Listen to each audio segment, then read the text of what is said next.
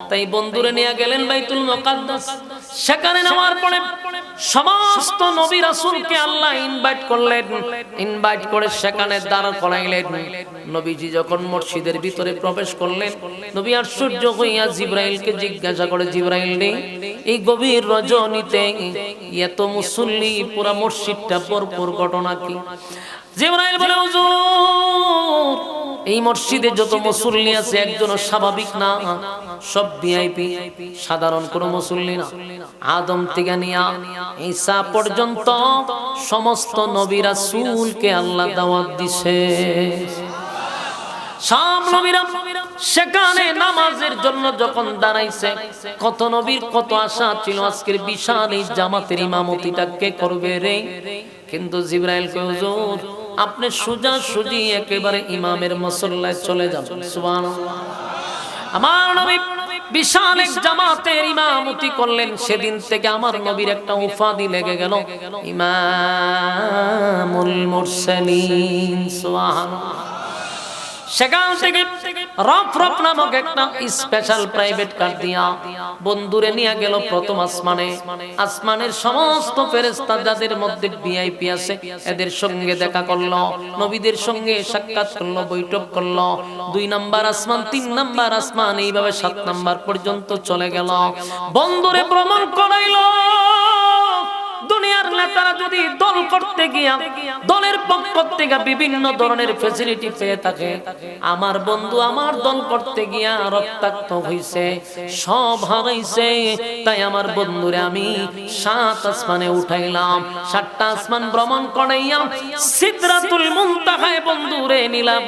সেখান থেকে বন্ধুরে স্পেশাল প্রাইভেট কার দিয়া আল্লাহ বলেন, আমার বন্ধুরে আমি আরশে আজিমের ভিতরে নিয়ে আসলাম। আরশে আজিমে আনার পরে বন্ধুর সঙ্গে আল্লাহর সাক্ষাৎ হয়। সাক্ষাতে কথাবার্তার পরে আল্লাহ বলে, বন্ধু, 7টা জান্নাত জাহান্নাম বানাইছি, আপনাকে ভ্রমণ করে দেখানো হবে।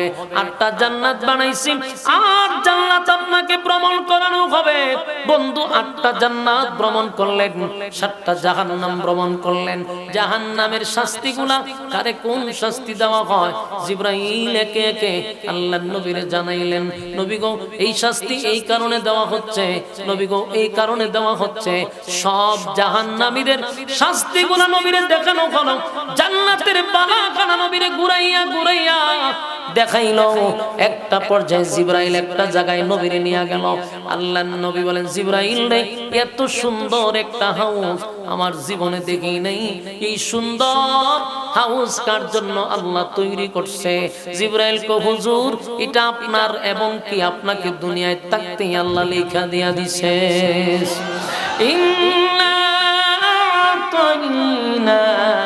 আতাইনাকাল কাউসার ফাসাল্লি লিরাব্বিকা ওয়ানহার। আগামী নবীজি, নিশ্চয়ই আল্লাহ আপনাকে এটা দিয়া দিছে। আল্লাহ যেহেতু দিয়া দিছে, সশরীরে আপনাকে দেখায়া দিছে, এই হলো আপনার হাউজে কাউসার। এই হাউজে কাউসার সাধারণ কোন হাউজে কাউসার না। এই পানিটার এত দাম, দুধের চেয়ে ওইটা বেশি সাদা, মধুর চেয়ে ওইটা বেশি মিষ্টি, মেশকে আম্বরের চেয়েও বেশি ঘ্রাণ।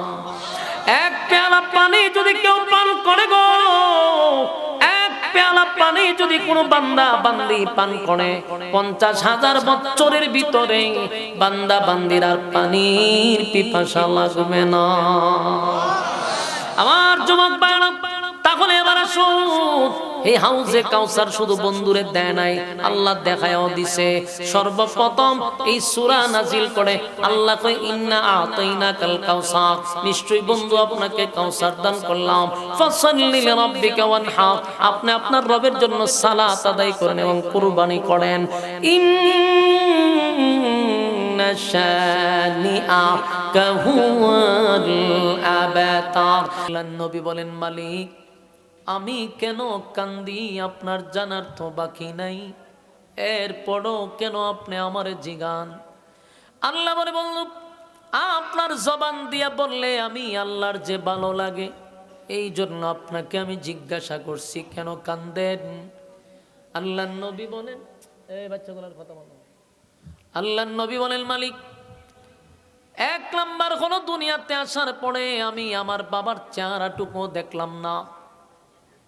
দুনিয়াতে আসার কিছুদিন যেতে না যেতেই দুনিয়ার থেকে আমার মাও চলে গেল। চাচার কাছে ছিলাম, দাদার কাছে ছিলাম, দাদাও চলে গেল। চাচার কাছে আমি বড় হইলাম। চাচা আমারে সন্তানের মতো লালন পালন করল। নিজে না খাওয়াইয়া চাচা আমারে খাওয়াইল। সেই চাচার মহব্বত আমি যতটুকু পাইছি, বাবার আদর পাই নাই, কিন্তু চাচার কাছ থেকে আমি বাবার আদর পাইছি। সেই চাচা দুনিয়ার থেকে বিদায় হয়ে গেল। আল্লাহ, আমার কোনো অভিযোগ নাই, কারণ আপনি নিয়ে গেছেন, কোনো অভিযোগ নাই। আমার স্ত্রী খাদিজার কাছে আমি সুখের কথা দুঃখের কথা বলতাম। খাদিজা আমার সব সময় পাশে ছিল। আমার বিপদের সময়, সুখের সময়, দুঃখের সময়, সব সময় খাদিজা আমার পাশে ছিল।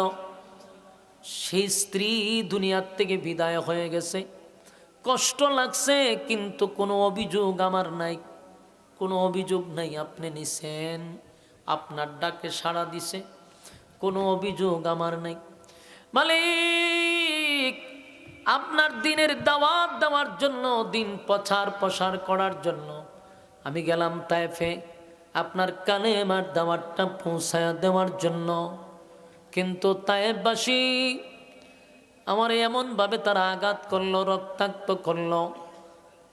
আঘাতে আঘাতে আমি বেহুশ হয়ে গেলাম। আবার দাঁড় করালো, আবার বেহুশ হয়ে গেলাম। মালিক, এরপর আমার মনে কোনো কষ্ট ছিল না, কারণ আপনার দিন প্রচার করতে গিয়া যদি শাহাদাত বরণ করতাম আমার কোনো আফসোস নাই। আল্লাহ, আপনার দিন প্রচার করতে গিয়ে আমি মার খাইছি, আমার কোনো অভিযোগ নাই, অভিযোগ নাই। চলে আসলাম আমি মক্কায়। মক্কার একটা মানুষ আমার সান্ত্বনা দিল না। আসার পরে আমার চতুর্দিক দিয়া কলিজার টুকরা সাহাবীদেরকে তারা নির্যাতন করতে লাগলো। কালেমা পড়ার অপরাধে তারা নির্যাতন করতে লাগলো। কি অন্যায় তাদের ছিল? কোনো অপরাধ নাই। অপরাধ একটাই, একত্ববাদী খোদার উপরে ঈমান আনছে, তাই তো তারা নির্যাতন করছে। আল্লাহ, সেখানেও আমার কোনো অভিযোগ নাই, কারণ তারা যদি শাহাদাত বরণ করে জান্নাত পাবে, তাই অভিযোগ নাই। আল্লাহ, 4টা সন্তান আপনি আমারে দিলেন, বালেগ হওয়ার আগে আগে আপনি নিয়ে গেলেন। বাবা হিসাবে মনে কিছু কষ্ট আছে, কিন্তু কোনো অভিযোগ নেই, কারণ আপনার দেওয়া নিয়ামত আপনি নিয়ে গেছেন, আপনার দেওয়া মাল আপনি নিয়ে গেছেন, আমার কোনো অভিযোগ নাই। তবে বাবা হিসাবে একটু কষ্ট তো লাগবেই, কারণ আপনারা দেখবেন বাবার লাশ কিন্তু সন্তানে কাঁধে নিয়ে ঘুরতে পারে, কবরে নিয়ে যেতে পারে, কিন্তু বাবা তার সন্তানের লাশ কাঁধে নিতে পারে না। এটা বাবার জন্য অনেকটা বাড়ি হয়, বাবা এটা বরদাস্ত করতে পারে না। কিন্তু আমরা সন্তানরা বাবার লাশ কাঁধে নেই, কবরে নেই, মাটি দেই, দাফন করি, কিন্তু বাবা হইয়া এটা সহজ হয় না। সন্তানের লাশ বাবার কাঁধে এটা বড় বাড়ি হয়। কবর পর্যন্ত বাবা যেতে পারে না। কবরে সন্তানের লাশ বাবা লামাইতে গেলে বাবা অনেক সময় সেখানেই কলিজা পেটে মারাও যেতে পারে। আর বাবার জায়গায় যদি মা হইতো, তাহলে মা মারা যেত। কথা বুঝতেছেন? কোনো মাকে যদি বলা হইতো তোমার সন্তানের লাশ কাঁধে করে কবরে নিয়ে যাও, কবরে নিয়ে তুমি শোয়াও, মাটি দাও, আল্লাহর কসম শতের মধ্যে অনেক মা সেখানেই মারা যাইত, সহ্য করতে পারত না। কারণ মা বাবার তার সন্তানের প্রতি যে মায়া এবং মহব্বত, এটা আল্লাহ প্রদত্ত। তাই নবী বলেন, আল্লাহ 4টা ছেলে দিছেন, এই ছেলেগুলারে নিজের হাতে আমি গোসল করাইছি, নিজের হাতে আমি তাদেরকে কাপড় পরাইলাম, নিজের হাতেই তাদেরকে আমি খাটিয়াতে তুললাম, জানাজা নিজেই পড়াইলাম। নিজেই কবরের লাশগুলা আমি লামাইলাম, নিজের হাতে আমি তাদেরকে মাটি দিলাম। সামান্য মনে তো কষ্ট লাগে, কিন্তু আপনি নিছেন, আমার কোনো অভিযোগ নাই। সুবহানাল্লাহ। আল্লাহ, আমি জন্য কান্দি না, আমি কান্দি ওই কারণে আমার তো মা নাই, বাবা নাই। চাচারে বাবার মতো দেখি, আর চাচিকে আমি মার মতো মনে করি। সেই চাচি কেমনে গো মানুষের কাছে গিয়া আমার বিরুদ্ধে কয় আমি নাকি আবেতার। আমার যে 4টা সন্তান মারা গেল, আমার চাচি আইসা আমার সান্ত্বনা দিল না, আমার আত্মীয় স্বজন আমারে কেউ সান্ত্বনা দিল না। তায়েব থেকে মার খাইয়া আসলাম, কেউ সান্ত্বনা দিল না। আমার সন্তানগুলি মারা গেছে, আমি বাবা হিসাবে মনে আঘাত আছে।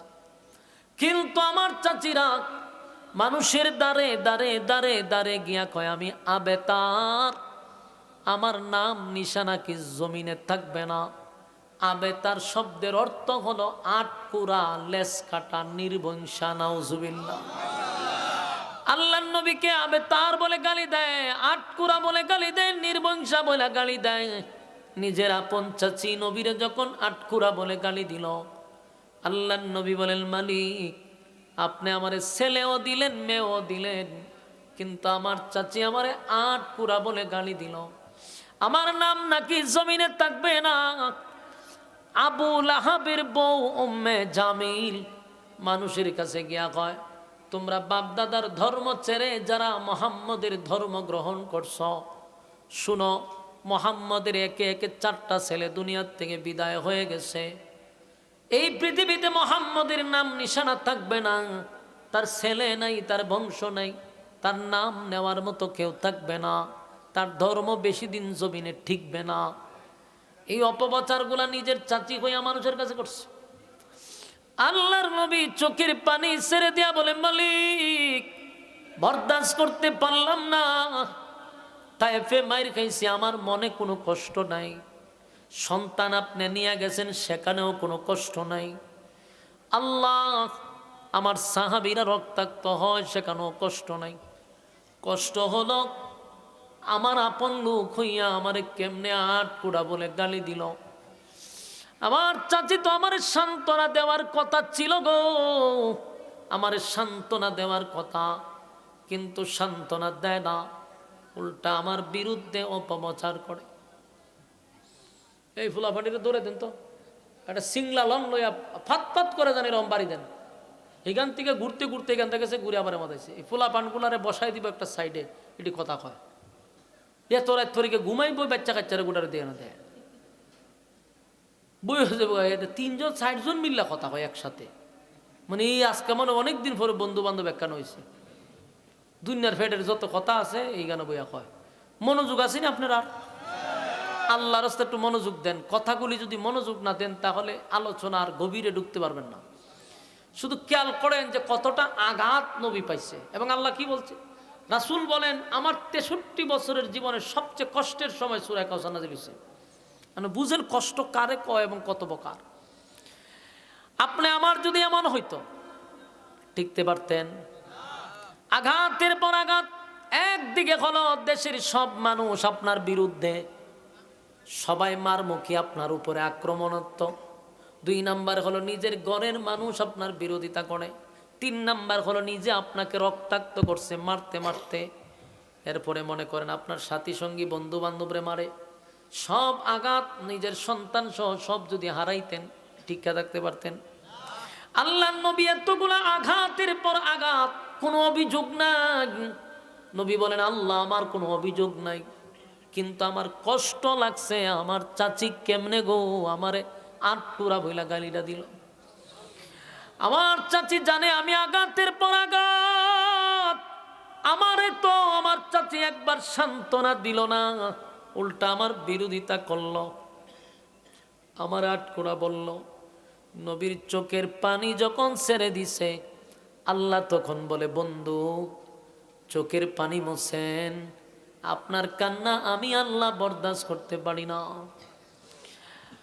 আল্লাহ বলে বলল, আমারে যদি কেউ গালি দেয় আমি বরদাস্ত করতে পারি, কারণ আমি মহব্বত করে বান্দা বানাইছি। বান্দা আমি নিজের কুদরতি হাত লাগায়া বানাইছি। আমি আমার বান্দারে বানাইয়া সৃষ্টির শ্রেষ্ঠত্ব দান করলাম। বান্দারে বানাইয়া আমি আল্লাহ সুন্দর বানাইলাম, আমি শ্রেষ্ঠত্ব দান করলাম। আবার দুনিয়ায় পাঠাইয়া আমার বান্দারে আমি নিয়ামত দিয়া ভরপুর করে রাখলাম। একটা মাছ যেইভাবে পানির নিচে ডুবন্ত, আল্লাহ কয় মানুষকে আমি নিয়ামত দিয়া এইভাবে ডুবায় রাখছি। এত নিয়ামত দেওয়ার পরও বলুন তো দেখি মালিক আমার আল্লাহরে মানুষ গালি দেয়নি? কথা হয় না? যেমন আবুল সরকার বাউলে কিন্তু গালি দিছিল, এরকম তার মতো বহু বাউল আউল ফাউল আল্লাহরে গালি দেয়। নাস্তিকরা যেমন দেয়, আস্তিকরাও মাঝে মধ্যে নিজের নাস্তিক দাবি না কইরা আস্তিক দাবি করে, তারাও আল্লাহরে গালি দেয়। আল্লাহ কয় বন্ধু আমি মানুষ বানাইলাম, মানুষ আমি বানাইলাম, মানুষকে নিয়ামত দিলাম, আমার জমিন দিয়া বান্দা হাঁটে, আমার নিয়ামত খায়, আমার সব কিছু করে। আবার বান্দা আমার নাফরমানি করে, আমার বিরোধিতা করে, এরপরও আমি বান্দারে গজব দিয়া ধ্বংস করি না। আমি আল্লাহর কষ্ট লাগে না, কারণ নিজের হাতে বান্দা বানাইছি। বান্দা গালি দিলেও আমার কষ্ট লাগে না, কিন্তু আমার কষ্ট লাগে যদি আমার বন্ধুরে কেউ গালি দেয়। আমার বন্ধুরে যদি কেউ গালি দেয় গো, আমি আল্লাহ এটা বরদাস্ত করতে পারি না। আবু লাহাব একবার নবীরে গালি দেওয়ার কারণে আমার আল্লাহ 5টা আয়াত নাজিল করে একটা সূরা কমপ্লিট করছে, সূরা লাহাব। 3টা আয়াত হইল আবু লাহাবের বিরুদ্ধে, 2টা আয়াত হলো আবু লাহাবের বউয়ের বিরুদ্ধে। আল্লাহ কয় আমার বন্ধুরে কেউ গালি দিলে আমি বরদাস্ত করতে পারি না। বন্ধু আপনার চোখের পানি মুছেন, আপনি কাঁদেন না। আল্লাহ তখন সূরা কাউসার নাজিল করে বলেন ইন্না আ'তাইনাকাল কাউসার। আল্লাহ সূরা কাউসার নাজিল করে বন্ধুরে খুশি করছে। প্রথমেই খুশি করলো, কারণ আল্লাহ বলেন ইন্না আ'তাইনাকাল কাউসার, নিশ্চয়ই বন্ধু আমি আপনাকে কাউসার দান করলাম। প্রশ্ন করলাম আদম থেকে নিয়ে ঈসা রূহুল্লাহ পর্যন্ত কোন নবী রাসূলকে আল্লাহ কাউসার দিল না? আমার নবীরে কেন কাউসার দিল? আল্লাহ কয় বন্ধু আদম নবী এত কান্না কানলো, 350 বছর কাঁদছে, আমি তারে কাউসার দেই নাই। বন্ধু নো পয়গম্বর 950 বছর কাঁদছে, আমি কোনোদিন কাউসার তারে দেই নাই। মুসা কালিমুল্লাহ আমার সঙ্গে কথা বলতো, কিন্তু এত সম্পর্ক কাউসার দেই নাই।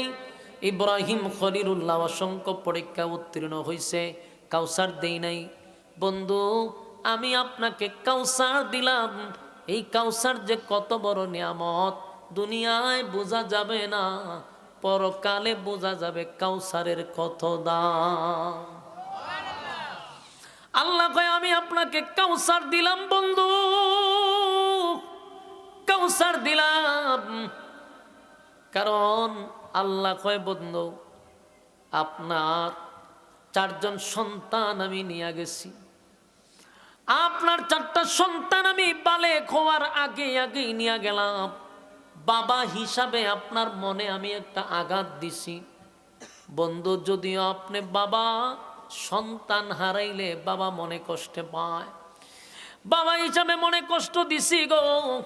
কিন্তু বন্ধু আপনার 4টা সন্তানকে যে আমি নিয়ে গেলাম, আপনাকে কষ্ট দেওয়ার জন্য আমি আপনার সন্তানগুলাকে নেই নাই, আপনার সম্মান আর মর্যাদা বাড়ানোর জন্য আপনার সন্তানগুলাকে আমি নিয়ে গেছি। কারণ আপনার সন্তানগুলাকে যদি আমি বাঁচায়া রাখতাম, তাহলে বালেক হওয়ার পরে তাদেরকে নবুয়ত দেওয়া লাগতো। আর তাদেরকে যদি আমি নবুয়ত দিতাম, তাহলে আপনার এই উপাধি আর থাকতো না, খাতামান নবিয়্যিন। আপনি যে শেষ নবী হিসাবে, প্রধান অতিথি হিসাবে আপনারে পাঠাইছি, সর্বশেষ নবী হিসাবে আপনারে পাঠাইলাম। আপনার পরে নবুয়তের দরজায় আমি তালা মেরে দিলাম। আপনার ছেলেরা যদি বেঁচে থাকে তাদেরকে নবী বানাইলে আপনি আর শেষ নবী হিসাবে মর্যাদা থাকে না। এই জন্য বন্ধু, আপনার ছেলেগুলার আমি দুনিয়ায় বালেক হওয়ার আগে নিয়ে গেলাম। আবার যদি সন্তানগুলাকে বাঁচায়া রাখতাম, নবুয়ত যদি তাদেরকে দিয়া দিতাম, অথবা যদি না দিতাম, অন্যান্য নবীদের ছেলেদের সমানে আপনি লজ্জিত হন। কারণ অন্যান্য নবীদের ছেলেদেরকে আমি নবী বানাইছি। আপনার ছেলেদেরকে যদি নবী না বানাই, তাহলে অন্যান্য নবীদের ছেলেদের তুলনায় আপনার ছেলেদের মান কইমা যায়। ঠিক না বেঠি? তাই আমি যদি নবী না বানাইতাম তাও সমস্যা, নবী বানাইলেও আপনার সম্মান থাকে না বন্ধু। তাই আমি বালেগ হওয়ার আগে নিয়ে গেছি। আপনার 4টা সন্তান নেওয়ার কারণে যে কষ্টটা আপনার মনে পাইছেন বন্ধু, আমি আপনাকে সান্ত্বনা দিলাম।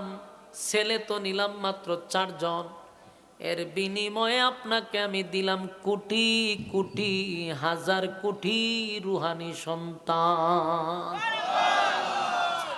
আপনারা যারা এখানে বলছেন আমরা সবাই নবীর রুহানি সন্তান, নবীর উম্মতরা হলো নবীর রুহানি সন্তান। দেখেন, আমি শুরুতে কিন্তু বলছিলাম এই সূরা নাজিল করে আল্লাহ নবীরে খুশি করছে, সান্ত্বনা দিছে। এই যে আল্লাহ কয় 4 জন সন্তান নিলাম, হাজার হাজার কোটি রুহানি সন্তান দিলাম, এটা সান্ত্বনা। আল্লাহ বলে বন্ধু, 4টা সন্তান যদি আপনার বেঁচে থাকতো, আপনি নবীর বিরুদ্ধে যদি কেউ কথা বলতো, সন্তানরা অবশ্যই প্রতিবাদ করত। বাপের বিরুদ্ধে কথা বললে সন্তানরা প্রতিবাদ করত।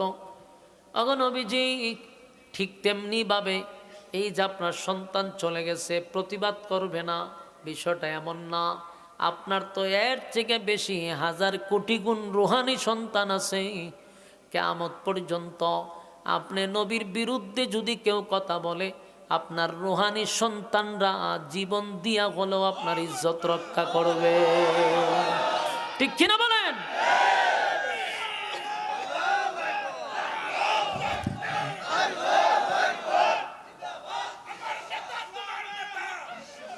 সম্মানিত শুধু এখানে একটা মেসেজ আছে আমাদের জন্য। যেমন আল্লাহ ডাইরেক্ট স্পষ্ট বলছে আমরা নবীর রুহানি সন্তান। আমরা নবীর কি? রুহানি সন্তান। তো সন্তানের কিন্তু বাবার প্রতি দায়িত্ব আছে, কথা হয় না? তো মক্কার মানুষ যখন বলতেছে মুহাম্মদের ছেলে নাই, তো বংশ তো থাকবে না, মুহাম্মদের বংশ ধরে রাখার মতো কেউ থাকবে না, মুহাম্মদের নাম নিশানা থাকবে না, তার নাম নেওয়ার মতো কেউ থাকবে না। আল্লাহ কয় আপনার নিলাম মাত্র 4টা ছেলে, এরা যদি বেঁচে থাকতো আপনার বিরুদ্ধে কেউ কথা বলে প্রতিবাদ করত। কিন্তু আমি আপনাকে হাজার কোটি রুহানি সন্তান দিছি।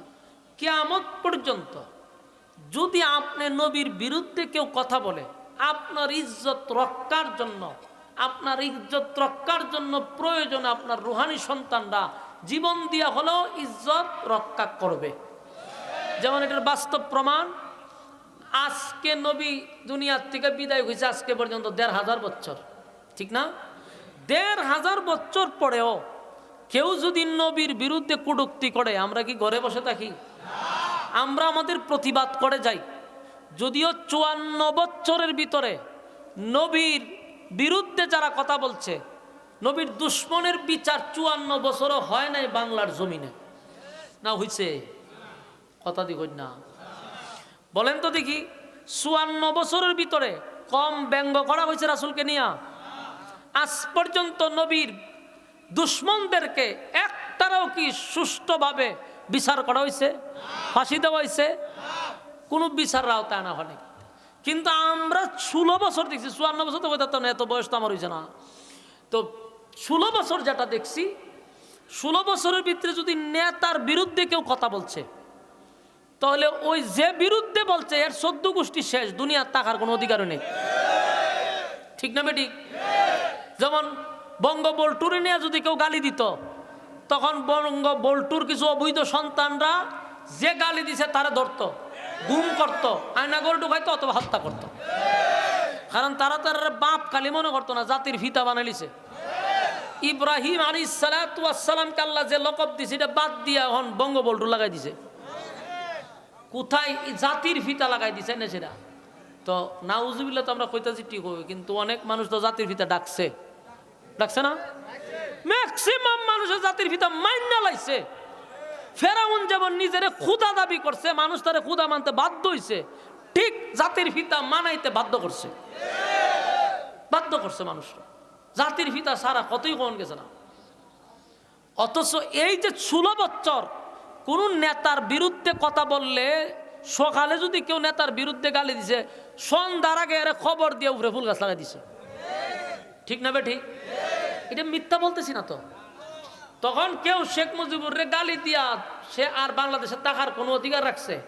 মনে করিয়ে দিনে আপনার সামনে আজরাইল হারা, ঠিক না বে ঠিক? মানুষ কিভাবে, কারণ নেতারে গালি দিলে আর কলিজা লাগে।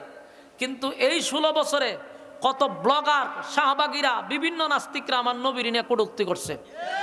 ফুন্দের আলো প্রথম আলো সহ নবীর নিয়ে কটূক্তি করলো, একটা প্রতিবাদও এই বাংলাদেশে করা হয় নাই সরকারের পক্ষ থেকে।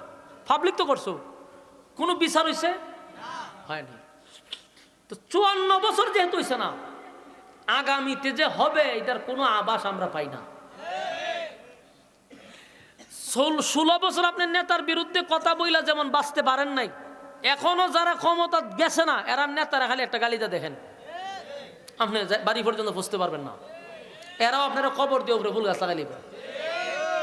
তাহলে তোমাদের নেতার বিরুদ্ধে কথা বলে তোমাদের এত কষ্ট লাগে, আমার নবীর বিরুদ্ধে যখন তোমরা কথা বলো আমারও মেজাজটা গরম হয়। আমার মন চায় তোমার জিব্বাটারে টান দিয়া কুত্তার নাস্তা বানায়া দিই, আমারও মেজাজ গরম হয়। তোর যেমন নষ্ট ভ্রষ্ট নেতাদের বিরুদ্ধে কথা বলে তোদের কলিজা ফাইটটা যায়, আমার নবীর বিরুদ্ধে কথা বললে আমার মনটা চায় তোরে কুত্তা দিয়া খাওয়ানোর জন্য। কুত্তা যদি তোর মাংস খাইতো তাও আমার শরীরের বেদনা কমতো না। কেন? তোরা সব আইন করতে পারো, নবীর বিরুদ্ধে যারা কথা বলে এদের বিরুদ্ধে আইন করস না কা? এই যে এখন যতগুলা আগামী সংসদে যাবে নিয়ত করছে, এটা জামাত হোক, বিএনপি হোক আর জাতীয় পার্টি হোক, নতুন করে তো জাতীয় পার্টি ঢুকছে, আওয়ামী লীগের শাসত্ব ভাই, এই 3 দলের মধ্যে একেবারে আমার দল শুদ্ধা হোক। আজ পর্যন্ত কেউ কইছে যে আমরা ক্ষমতায় গেলে নবীর বিরুদ্ধে কেউ গালি দিলে, কোরআনের বিরুদ্ধে কেউ কথা বলে আমরা ফাঁসি দিব অথবা আমরা সংসদে আইন পাস করব? বলে নাই। কেন বলে নাই? এই আইন পাস করবে না, করতে পারবেও না এই দেশে।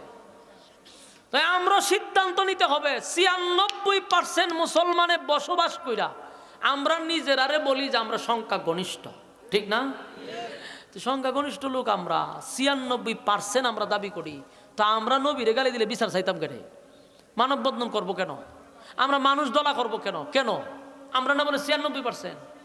তা আমরা 96% আমরা নবীরে নিয়ে গালি দিলে আমরা কেন মানব বন্ধন করতাম ভাই? আমরা কেন আন্দোলন করব বলেন? এতে করে কোনো লাভ হইছে? আমরা বিচার কেউ করছে? এইটা বাদ। এখন থেকে নবীরে গালি দিলে আর আন্দোলনও করবেন না, মিছিল মিটিংও করবেন না, কোনো কিছু করার দরকার নাই। আমরা যেহেতু নিজের দাবি করি 96%, তা আমরা আন্দোলন করব না, আমরা বিচার আর চাইব না। এখন থেকে বিচার আমরা করব ইনশাআল্লাহ। বলুন আমরা বিচার করব, বিচার চাইব না। 96% মুসলমানের দেশে যদি নেতার বিরুদ্ধে গালি দিলে 24 ঘন্টা তাকে অ্যারেস্ট করা হয়, নবীর বিরুদ্ধে গালি দিলে যদি তাকে ধরানো হয়, আমরা আর বিচার চাইব না, নিজেরাই বিচার করব ইনশাআল্লাহ।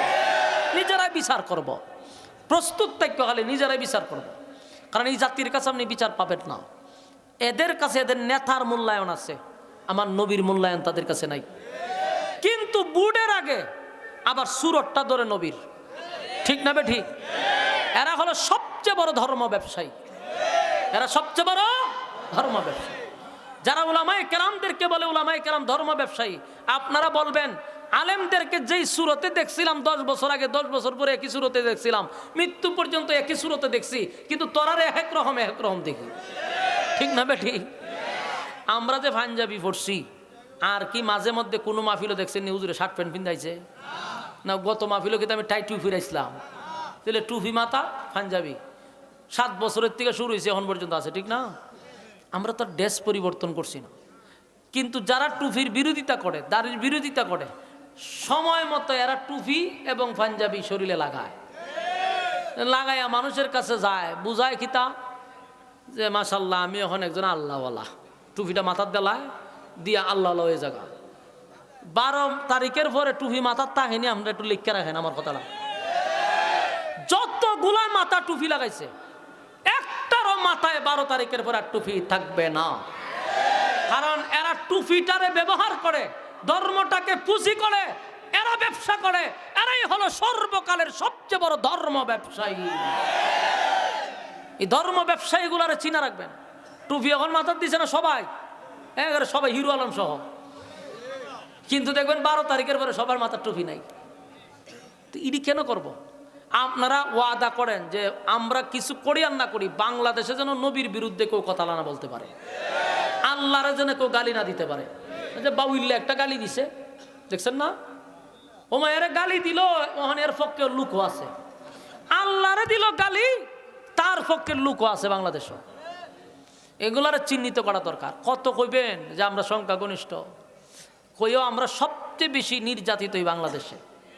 হালতে থাকে সংখ্যা যেগুলো সংখ্যা লঘু, এরা থাকে জামায়ানা হালতে। তো এই জন্য দাবি আদায় করতে হয়। কথা বুঝতেছেন? দাবি কি করতে হয়? আদায় করে নিতে হয়।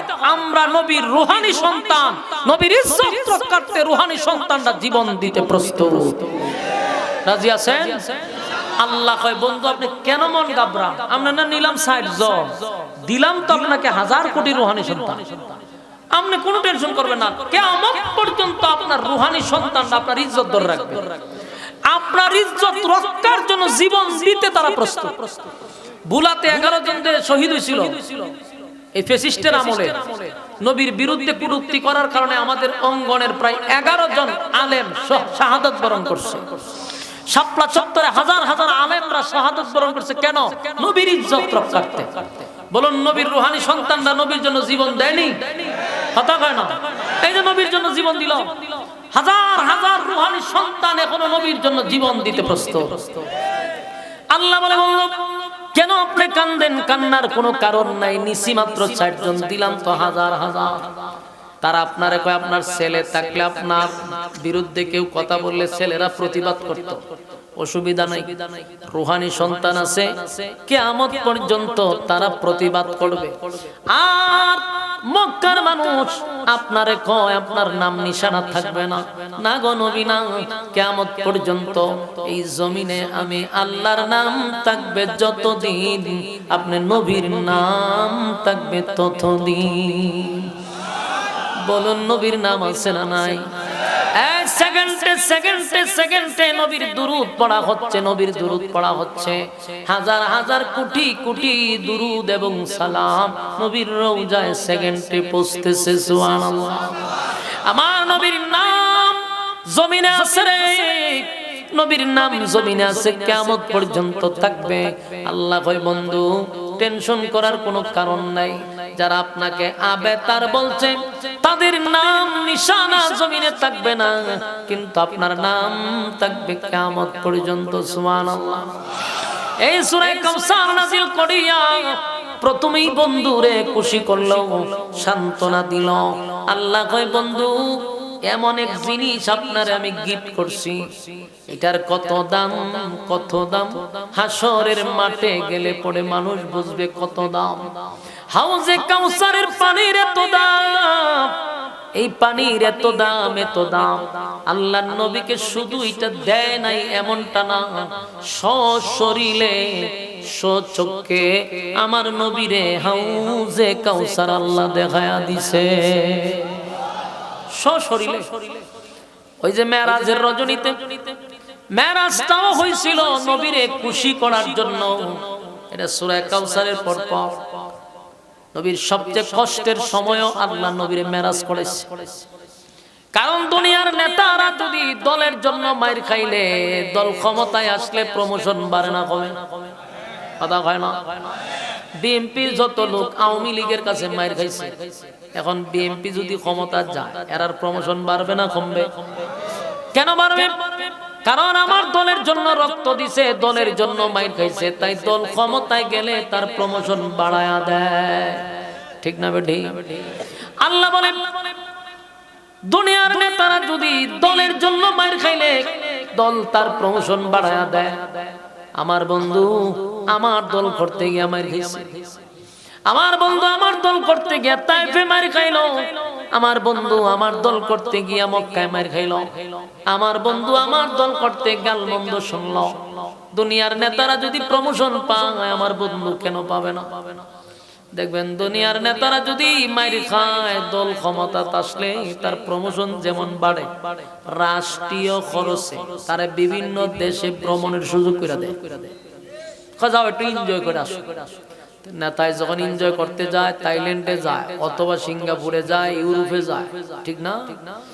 নেতা এনজয় করে, সাগরের পাড়ে বৈশা এনজয় করে আর বোতল টানে আর হুরহুরি না চায়, ঠিক না? এটা নাম তো এনজয়।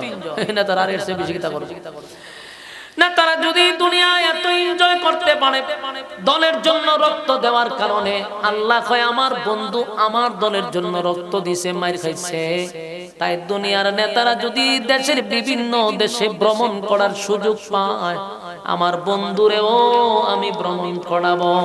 সুবহানাল্লাহ।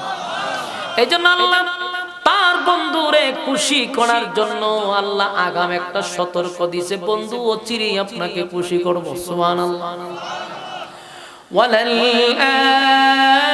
আখিরাতু খায়রুন লাকা মিনাল উলা ওয়া সাওফা ইউতিকা রাব্বুকা ফাতারদা।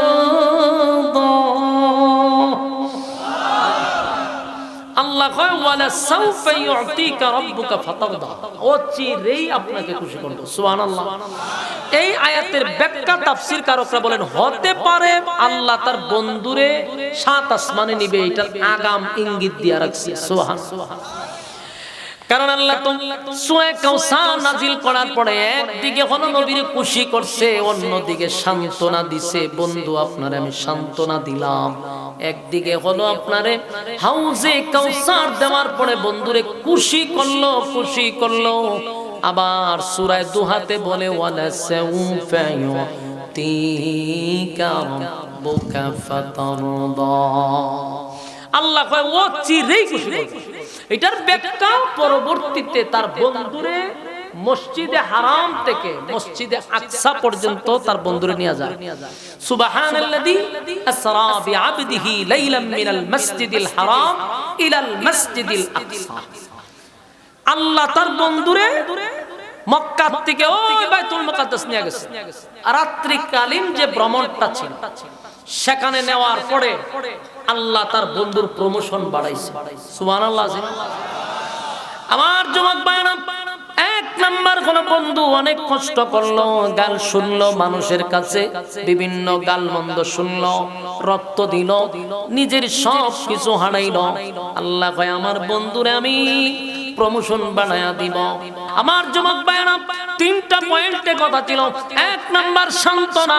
সান্ত্বনাটা হলো চারটা সন্তান নিয়ে আপনাকে 1000 কোটি রূহানি সন্তান দিলাম, নবীর আল্লাহ সান্ত্বনা দিয়া দিল। 2 নাম্বার হলো খুশি, আপনাকে কাউসার দিলাম। 3 নাম্বার প্রতিবাদ হলো ইন্না শানিআকা হুয়াল আবতার। কারণ মক্কার মানুষ আমার নবীকে আবতার বলে গালি দিছে, আমার নবীরে আটকোরা বলে গালি দিছে, নবীরা পৌঁছাচ্ছে উম্মে জামিল নবীরে আটকোরা বলে গালি দিছে রে। মক্কার কেউ নবীর পক্ষে প্রতিবাদ করলো না, কেউ নবীর পক্ষে প্রতিবাদ করলো না। আল্লাহ কয় কারো প্রতিবাদ করার কোনো প্রয়োজন নাই। আল্লাহ নিজেই বন্ধুর পক্ষে প্রতিবাদ করতে গিয়া বলে ইন্না শানিআকা হুয়াল আবতার। নিশ্চয়ই যারা আপনাকে আবতার বলে গালি দিছে বন্ধু, তারাই হলো আবতার, তারাই হলো লেসকাটা, তারাই হলো নির্বংশা, তারাই হলো আটকোড়া। কারণ তাদের নির্বংশা, যারা আপনাকে নির্বংশা বলে গালি দিছে গো, তারাই হলো নির্বংশা, তারাই হলো আটকোড়া। কারণ আপনার নাম থাকবে কিয়ামত পর্যন্ত, কিন্তু কিয়ামত পর্যন্ত আবু লাহাব নামক কারো নাম আছে, উতবা নামক কারো নাম আছে। উতবা উতাইবা সাহেব এই আবু লাহাব আবু জাহেল তাদের নাম ধরে কেউ নাম রাখে না, ছেলেদের নাম রাখে না। আল্লাহ কয় বন্ধু আবু লাহাবের বংশ থাকবে না, আবু লাহাবের নাম কেউ নিবে না, তাদের নাম নিশানা জমিনে থাকবে না, কিন্তু আপনার নাম এই জমিন থাকবে যতদিন, আপনার নাম থাকবে ততদিন। এজন্য আল্লাহ বলে ইন্না শানিয়াকা হুয়াল আবতার, নিশ্চয়ই তারা আবতার, নিশ্চয়ই তারা লেস কাটা, তারা নির্বংশা।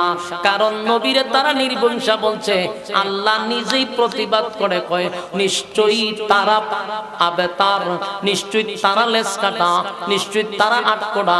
আপনি নবী আটকোড়া নয়, আপনি নবী লেস কাটা নয়, কারণ আপনার নাম এই জমিনে কিয়ামত পর্যন্ত আমি রেখে দিব। চিৎকার দিয়া কোন সুবহান। সূরা কাউসার নাজিল হোক নবীর সবচেয়ে কষ্টের সময়, আর এই কষ্টের পরপরই আল্লাহ নবীরে মেরাজের রজনীতে ভ্রমণ করাইছে, শুধু নবীরে আনন্দ দেওয়ার জন্য। কারণ একতরফা নবী আঘাতের পর আঘাত, আঘাতের পর আঘাত নবী সহ্য করল। নবীর স্ত্রী চলে যাওয়ার কারণে, নবীর চাচা চলে যাওয়ার কারণে, নবী তায়েফের ময়দানে রক্তাক্ত হওয়ার কারণে, নবীর কর্মীরা মাইর খায়, নবীর সন্তান চলে গেল, নবীর আপন লোক নবীর বিরোধিতা করলো, সবগুলো একত্রিত করে আল্লাহ যেমন কাউসার নাজিল করলো, আল্লাহ তেমনি নবীরে সাত আসমান ভ্রমণ করাইল। আমার যুবক ভাইরা, তাহলে সূরা কাউসার কেন নাজিল হলো? নবীরে খুশি করার জন্য, নবীরে আনন্দ দেওয়ার জন্য, সান্ত্বনা দেওয়ার জন্য, নবীর পক্ষে আল্লাহ প্রতিবাদ করার জন্য। ঠিক না ঠিক?